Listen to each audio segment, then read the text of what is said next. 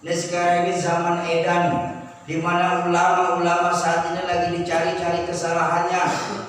Ya, di Jakarta, di Jawa Barat ada beberapa guru-guru itu bahkan lagi lagi ngisi kajian ditusuk jelas-jelas.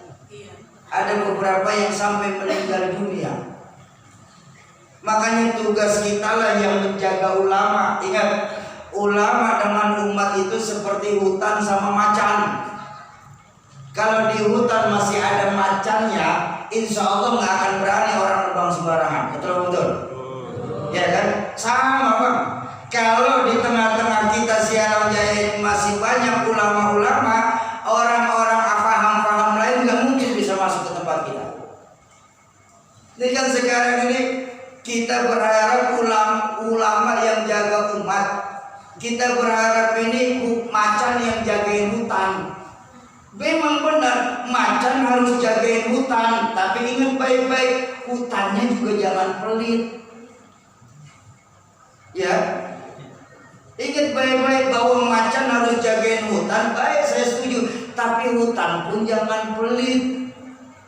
Kalau hutannya pelit, macannya kelaparan. Ujung-ujungnya pemikiran sang macan, mendingan saya ikut ke sirkus, lumayan dapat daging. Iya kan? Ini loh sekarang ini terjadi di mana faqihan li abudihil juhal. Ahlu fikih, orang alim yang dipekerjakan oleh orang bodoh yang kebetulan punya kekuasaan saat ini. Ini yang terjadi sekarang ini, Pak. Ilmu sudah mulai dipolak-balik. Saat ini terjadi, Pak. Dulu kita bangga sekali ketika ulama-ulama kita belum tahu soal rupiah. Ketika ditanya hukum, ini hukumnya apa? Haram. Oh mantap Kiai seperti itu. Ya Kiai, cari dah dari begini nih, ini ada duit 20 juta Kiai. Ya udah haram deh. Haram jadinya. Saya khawatir kalau dikasih 100 juta jadi halal itu yang bagian haram. Ini mumpung ada nih, masih banyak ulama-ulama kita yang mukhlis. Jangan cuma beliau yang disuruh jagain kita, kitanya pun harus memperhatikan beliau. Maaf, ini kan lagi hari guru, benar? Ya, ulama guru nggak perlu dihormatin, mereka perlu dihargain. Ulama nggak minta dihormatin, tugas kita sebagai murid, sebagai umat menghormati ulama. Ayo jujur. Ini kan kita sekarang sama ulama Pak. Itu modal kita cuma ikhlas saja. Soki, ulama itu kan modalnya keikhlasan, Soki. Iya, bahwa ulama itu modalnya keikhlasan, tapi ingat, keikhlasannya ulama mengajar itu Pak cuma punya beliau sama Allah. Kita sama ulama itu jasa Pak. Kenapa saya berani bilang ini? Kalau umpama guru-guru saya ngajar bawa motor, bawa mobil, terus masuk ke pom bensin, Pak, silakan isi penuh. Begitu isi full 125, ikhlas ya Mbak? Oh iya, ikhlas ngajarnya. Kalau anak-anak dari guru-guru kita mau jajan masuk ke warung Pak, ngambil makanan sama sembako, ikhlas ya Mbak? Oh iya udah ikhlas Pak Ustaz, ikhlas ngajarnya. Ini kan sekarang enggak. Kita memerlukan guru-guru kita di saat beliau sehat. Sakitnya kita umat gak ada yang peduli dengan guru kita.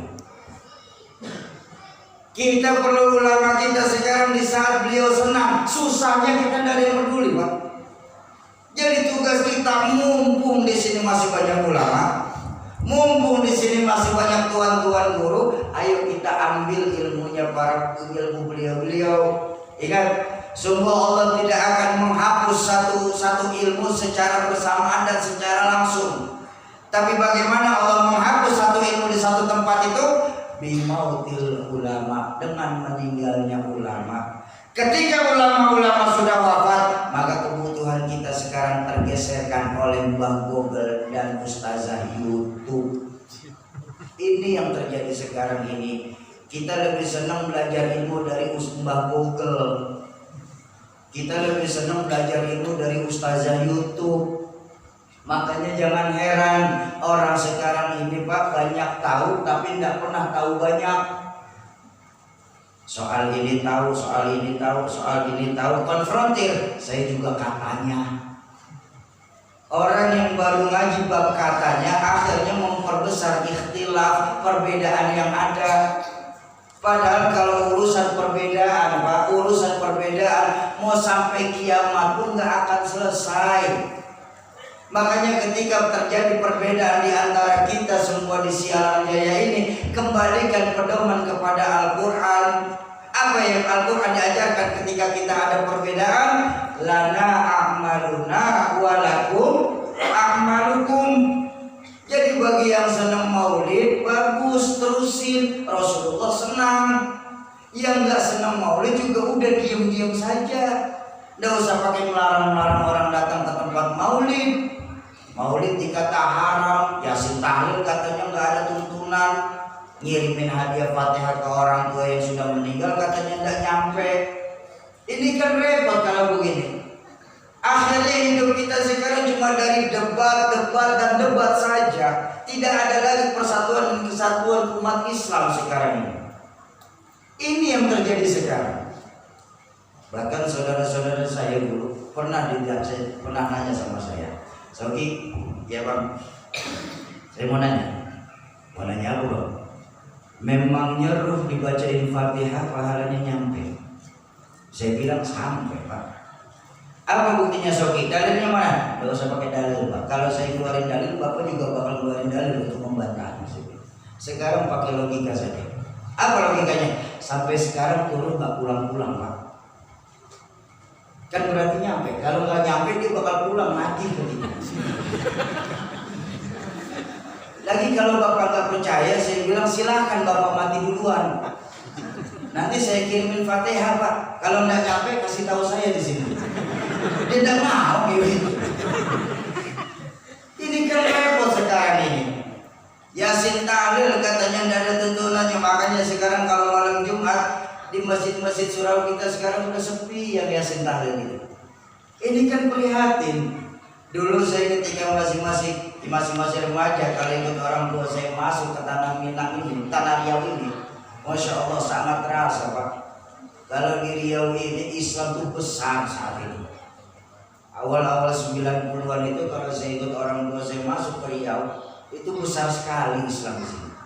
Kenapa? Antara surau-surau, masjid-masjid, musola-musola rame menjelang maghrib itu pada baca Al-Quran, dan bukan tip yang baca. Ya kan? Anak-anak kecil menjelang maghrib lari-larian, hendak duluan masuk ke musola. Tingkahnya pun macam-macam polanya.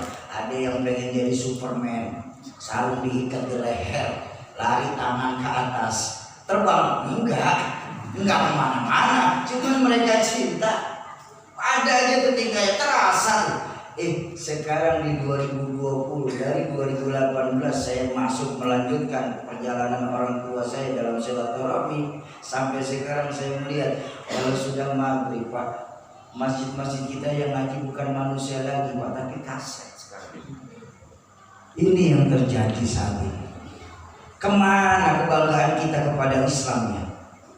Ini sekarang selain diangkatnya ulama-ulama sepuh kita, minat belajar anak-anak kita sekarang tentang agama juga sudah mulai rendah. Betul. Makanya jangan heran saya bilang tadi di rumah Abah Haji, berapa banyak saat ini nasib pondok pesantren dan yayasan pendidikan Islam, nasibnya itu la yamutu wa la yahya. La yamutu wa la yahya. Enggak bermutu karena kurang biaya. Ini cari terjemahan bebas, malam-malam serius bener. Kenapa bisa kayak begitu? Pondok pesantren bangkrut, yayasan pendidikan Islam gulung tikar, karena tanpa kita sadari Bapak Ibu sekalian, kita nih sebagai orang tua sudah tidak lagi merasa penting ketika anak-anak kita masuk ke pondok pesantren yayasan pendidikan Islam. Ya, ini yang terjadi. Kita tidak bangga lagi anak-anak kita masuk pesantren. Kita tidak merasa jumawa lagi anak-anak kita titipin di yayasan pendidikan Islam. Yang kita bangga apa Bapak Ibu sekalian? Anak-anak kita masuk di sekolah-sekolahan munafik, walaupun notabene-nya punya non muslim. Padahal kalau kita mau sadar sebentar, kita berpikir sebentar saja, tidak usah lama-lama. Untuk apa kita punya anak pintar tapi kalau calon kafir? Ya Bu, Bu, bukankah baginda Nabi pernah mengajarkan idza mata ibnu Adam inqata'a amaluhu ila thalathin. Kalau anak cucu Adam meninggal dunia, terputus semua amalnya kecuali 3. Apa? Ilmu yanfa', shadaqatan jariyah, wa waladun shalih yad'u. Ilmu yang bermanfaat, sedekah yang diterima, dan doa anak soleh yang mendoakan orang tuanya ketika meninggal dunia. Doa anak soleh. Dan kalau kita nggak bisa mendidik anak-anak kita menjadi generasi muda yang soleh dan soleha, jangan salahkan generasi-generasi muda Islam. Ketika nanti bapak ibu meninggal dunia, masuk ke dalam kuburan bapak ibu ngajinya pakai tape recorder, pakai MP3. Ini yang terjadi sekarang. Mumpung di sini masih banyak ulama-ulama, ayo kita jaga keilmuan beliau. Setuju? Kalau ibarat air bapak ibu, ibarat air bu, maaf, saya nih, kami nih peserta tim ini, kalau ibarat air hujan, layaknya air hujan datangnya itu sewaktu-waktu, betul. Yang dibutuhkan di Sialang Jaya ini air sumur. Maka mumpung di Sialang Jaya ini masih ada air sumur, rawat baik-baik sumurnya. Rawat baik-baik sumurnya, jangan sampai tuh sumur kita bengkalaikan. Supaya apa kita rawat air sumur? Supaya sumurnya tetap mengalir airnya, mengeluarkan airnya. Keberkahan ilmunya akan tetap terasa di lingkungan kita. Setuju?